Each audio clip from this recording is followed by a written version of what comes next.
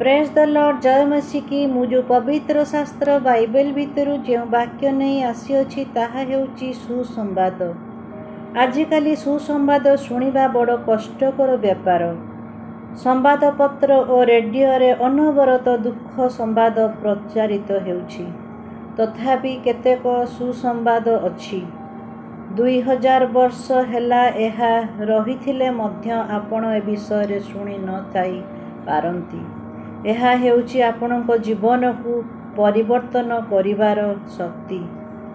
ईश्वरंकर जणे भक्त ए विषय कहती, कारण मु सुसमाचार संबंध रे लज्जा बोध करे नाही, जेणु ताहा प्रत्येक विश्वासी पक्षरे परित्राण निमंते ईश्वरंक शक्ति अटे। रोमियो पुस्तक तार 1 पर्व 16 पद। सुसंवाद कौन? मु प्रत्येक भाई मानकु पचारुअछि।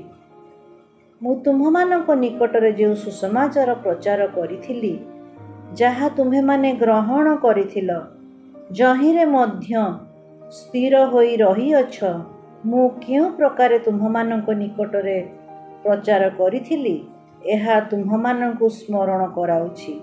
जदि तुम्हे माने ताहा दृढ़ भावरे धरि थाओ, तेबे ताहा द्वारा परित्राण पाउअछ, नहिले तो तुम्हे माने व्यर्थरे विश्वासी होइथिल।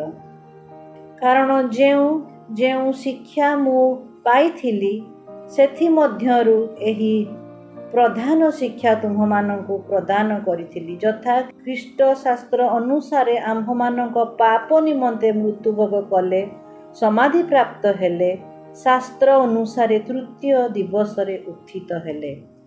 प्रथम कोरिन्थियो 15 पर्व तार 1 पद 4 पद और 6 पद। तुम्भमानंकु काहींकि सुसंवाद विषय रे कुहा जाई अछि, जेणु तुम्भे जदि मुखरे यीशुंकु प्रभु बोली स्वीकार करिवो, आउ ईश्वर ताहांकु मृतमानंक मध्यरु उठाई अछंती बोली हृदय रे विश्वास करिवो, तेबे परित्राण प्राप्त हेबो। कारण धार्मिकता प्राप्ति निमंते मुखरे स्वीकार करे, जेणु शास्त्र कहे, जे केही ताहांकठारे विश्वास करे से लज्जित हेबो नाही। रोमियो तार 10 पर्व 9 पदरु 11 पद। तुम्हे माने एही सुसमाचार विषय रे जानो बोली आमे इच्छा करूछु, फलरे तुम्हे माने मध्य परित्राण पाई पारिबो। यीशु ख्रीष्टंक ठारे विश्वास करी ताहांकु तुमर प्रभु और त्राणकर्ता रूपे ग्रहण कले एवं अन्यमानक निकटरे एहा प्रकाश कले, तुम्भे परित्राण पाइबो। आमेन।